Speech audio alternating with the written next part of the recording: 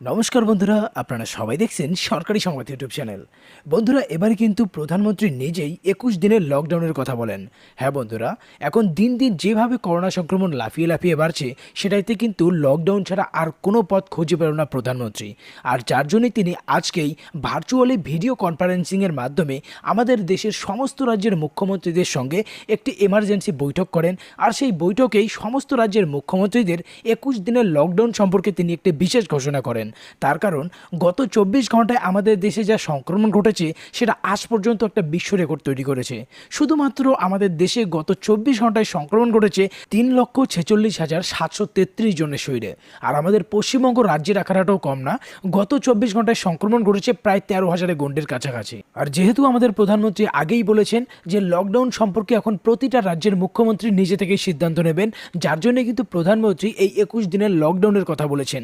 তো এখানে দেখুন, হেডলাইনে পরিষ্কার করে বলা হয়েছে যে বাংলায় একদিনে করোনা আক্রান্ত হয়েছেন প্রায় 13,000 মানুষ। কেন্দ্রকে কড়া নোটিশ দিল শীর্ষ আদালত। 21 দিনের কড়া লকডাউন জারি হতে চলেছে পশ্চিমবঙ্গ সহ বিভিন্ন রাজ্যে। মুখ্যমন্ত্রীদের সঙ্গে ভার্চুয়াল বৈঠক প্রধানমন্ত্রীর। কবে কবে লকডাউন হবে, কোন কোন রাজ্যে লকডাউন ডাকা হবে, সবটাই এই নিউজে বলা হয়েছে। তো তার আগে অবশ্যই এই ধরনের দরকারি আর গুরুত্বপূর্ণ খবর যদি প্রতিদিন জানতে চান, তাহলে কিন্তু সবার প্রথমেই এই ভিডিওটিকে একটি লাইক করে দেবেন। এরই সঙ্গে লাল রঙের সাবস্ক্রাইব বাটনে ক্লিক করে বেল নোটিফিকেশনটা অল করে দেবেন। তো এখানে দেখুন, প্রথমেই পরিষ্কার করে বলা হয়েছে যে দেশ জুড়ে করোনার টিকাকরণ শুরু হলেও নতুন করে করোনা সংক্রমণ কিছুতেই লাগাম টানা যাচ্ছে না। এই পরিস্থিতিতে আজ সমস্ত রাজ্যের মুখ্যমন্ত্রীদের সঙ্গে ভার্চুয়ালি বৈঠক করেন প্রধানমন্ত্রী নরেন্দ্র মোদী। গত বছর করোনার বাড়বাড়ন্তের সময় দীর্ঘ লকডাউন করা হলেও তারপর থেকে কেন কোনো আগাম প্রস্তুতি নেওয়া হলো না?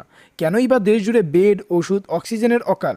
এই পরিস্থিতিতে অক্সিজেন সরবরাহ ও ভ্যাকসিন প্রদানের জন্য কেন্দ্রকে একটি জাতীয় পরিকল্পনা নেওয়ার নির্দেশ দিল সুপ্রিম কোর্ট।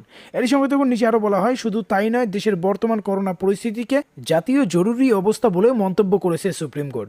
এর সঙ্গে তখন নিচে আরও বলা হয় যে কেন্দ্র সরকার জানিয়েছে পশ্চিমবঙ্গ সহ বিভিন্ন রাজ্যে কোভিডের গ্রাফ ঊর্ধ্বমুখী। সংক্রমণ রুখতে পশ্চিমবঙ্গ সহ বিভিন্ন রাজ্যে জারি করা হবে 144 ধারা ও 21 দিনের কড়া লকডাউন।